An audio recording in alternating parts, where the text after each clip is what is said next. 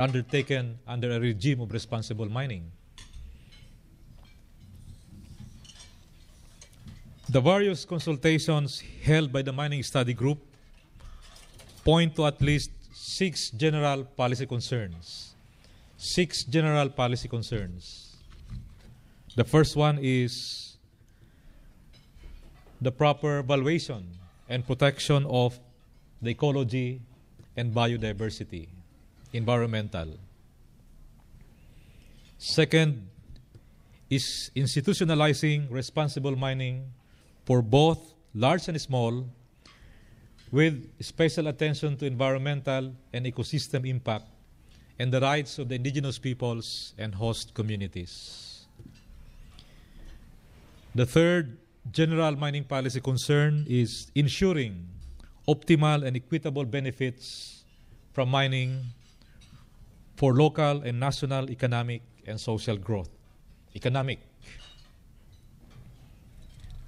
The fourth general mining policy concern is providing for a good business environment for investors.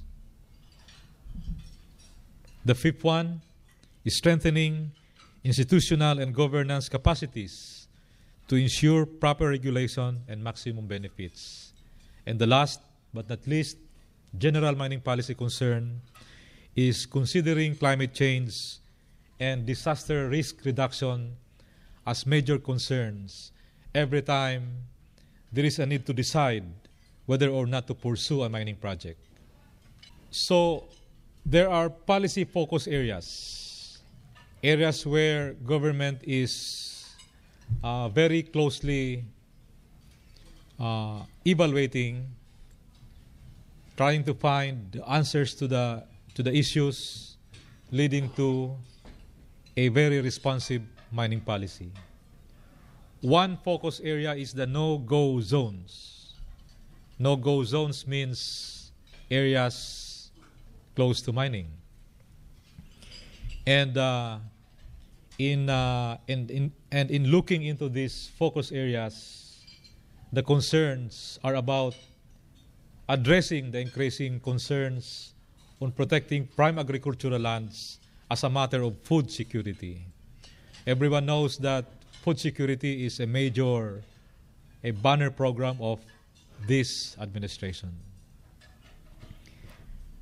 Protection and promotion of ecotourism sites, which are major contributors to growth, as this administration recognizes. And ensure that critical and sensitive ecosystems shall not be adversely affected by mining. The second focus area is Palawan, the province of Palawan. And the concern is about Palawan being the country's last frontier. And we will have to follow a bill filed by Senator Ligarda declaring Palawan as the ecotourism capital of the country. This bill is now in the Senate with counterpart bill in the House of Representatives. And then coming out with a clear stand on mining in Palawan.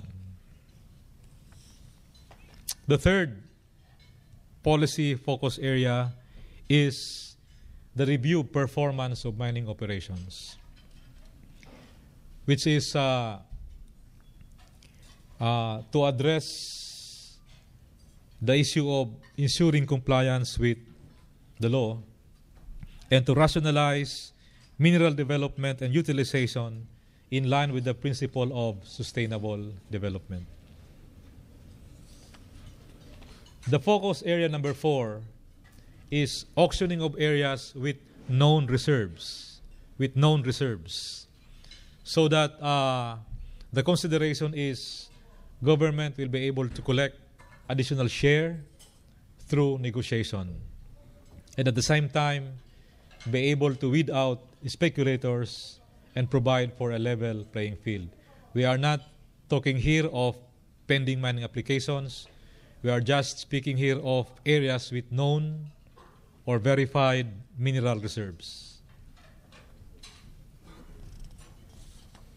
The fifth policy focus area is creating an interagency council on mining, which would facilitate dialogue and coordination among the increasing number of stakeholders in the mining industry, and then be able to review mining and related laws, guidelines, and agreements.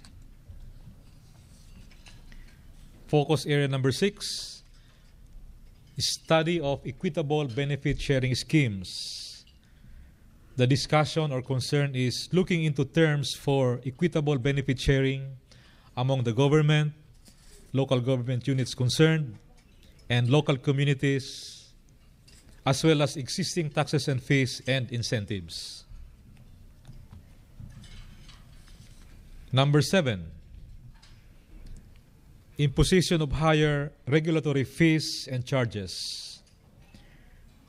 The concern is the possible adoption of a fair and reasonable increase of fees on mine waste and tailings, on occupation, I'm referring to occupation fees, and processing fees after due consultation with the stakeholders concerned. Number 8, the disposition of abandoned ores and mine waste and or mill tailings as assets of the state as a source of additional government revenue. Number 9, development of a downstream industry for the mineral sector. And the immediate concern is to formulate a national program for the development of value-adding activities for metallic ores.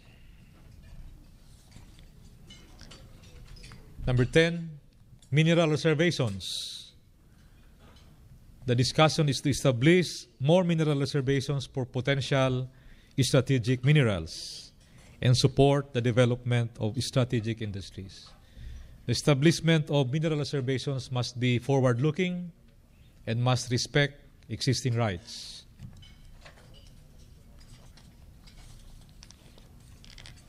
Eleventh, government capacity enhancement.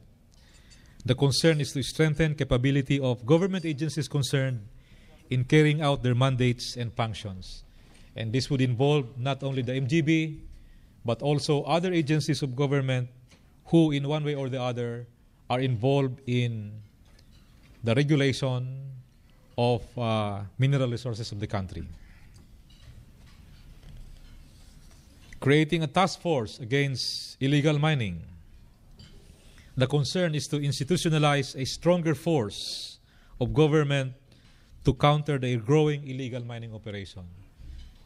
A stronger force would mean involving not only the DNR, but also other departments concerned like the DILG, the DND, and the Philippine National Police. Number 13, policy focus. Streamlining and rationalizing small-scale mining operations. The direction is toward strictly implementing just one law on small-scale mining. That's RA 7076, featuring Minahang Bayan, totally banning the use of mercury in small-scale mining areas, operationalize all provincial mining regulatory boards and city mining regulatory boards, and provide training and capacity building to the small-scale miners. Number 14, demilitarization of mining areas.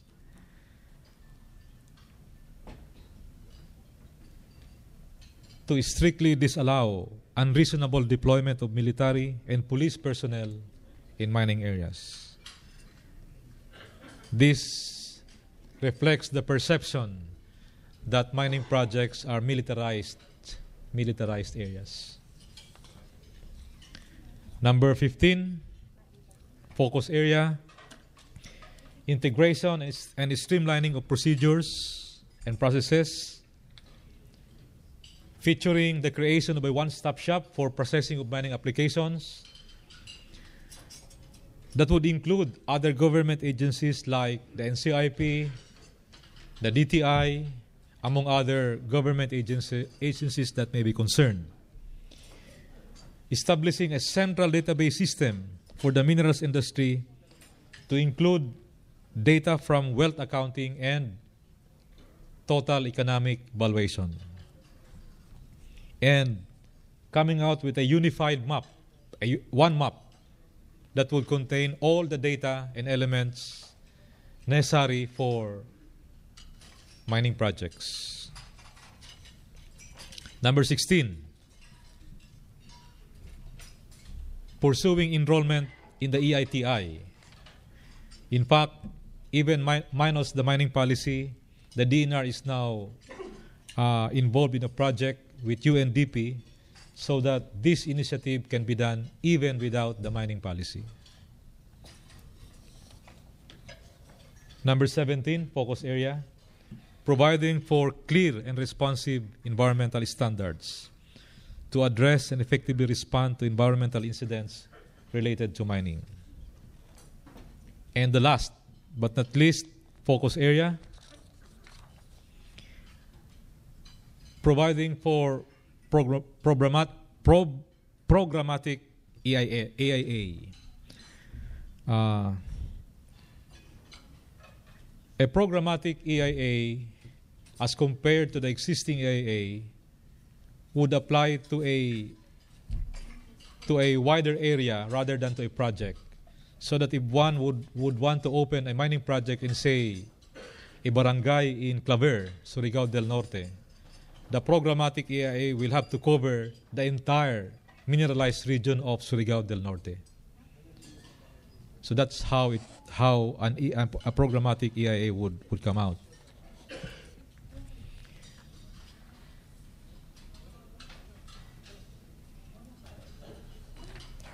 So what do we expect? It has been about 1.5 years since it was announced that a mining study group was formed to craft a mining policy. There would always be two sides to a coin. The non-believers would always paint a grim scenario, but many would just have to hope for the best. In the immediate term, we see that the issuance of the mining policy will cause the lifting of the moratorium, and the DNR would be able to resume issuing mining contracts and permits, ECCs, and tree cutting permits. It will allow the DNR to start resolving the pending motions for reconsideration and appeals and reinstate those that have been denied for reasons that are beyond the control of mining applicants, and address the problems that hamper the growth of responsible mining. One very important thing will be certain: the issuance of the mining policy will publicly make known the support of the administration for responsible mining in the country. Maraming salamat. Okay, questions? Yes, I see a hand here. Johan Raadsma, president of the PMEA. Director Jasareno, this will be a friendly question. But sometimes I wonder if I actually made the right decision to go into mining, especially after I saw the sell end reported of your boss, the DNR Secretary Pahe.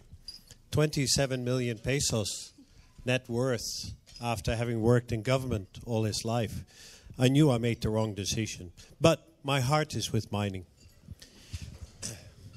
The question is that the puzzling thing is exploration is a little hole in the ground without being a mine. The environmental impact is minimal, and it really gives everybody a lot of information of how many resources we really should be arguing about. Now, for 2 years, there have been no valid exploration permits signed. And I'm not talking about the ones, the expas, that are subject to MR or dormant. There are a lot of members here who would like to poke some holes in the ground with consent of the landowners, spend money, and they're not mining, they're exploring. So to all those that don't have an exploration permit, I strongly suggest that you apply for a sand and gravel permit and drill 600-meter holes. But what's your view on the lack of exploration permits being granted?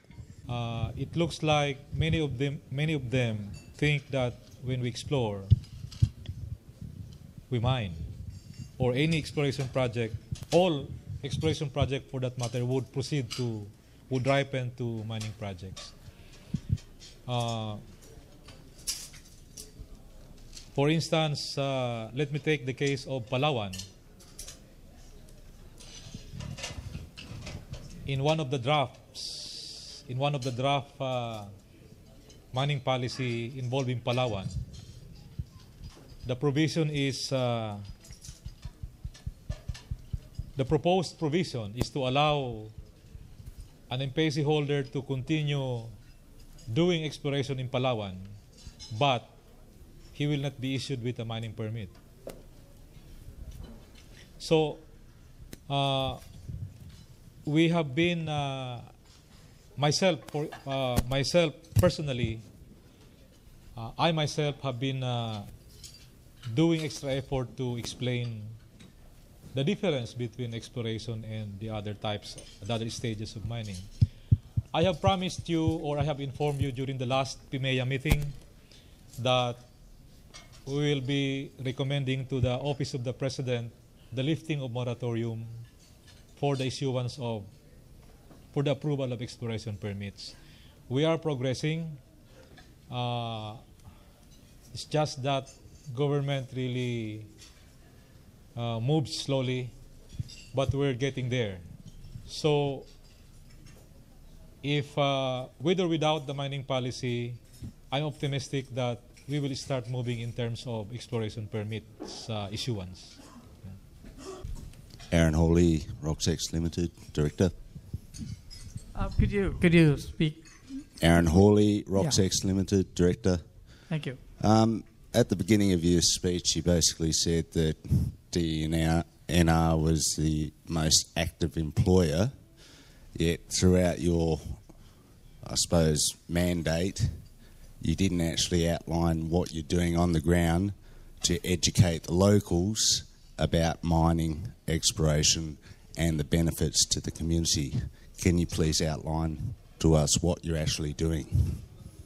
One of the most important programs of the MGB, not the DNR, the MGB, the Mines and Geosciences Bureau, is to undertake IEC campaigns, information, education, and communication campaign.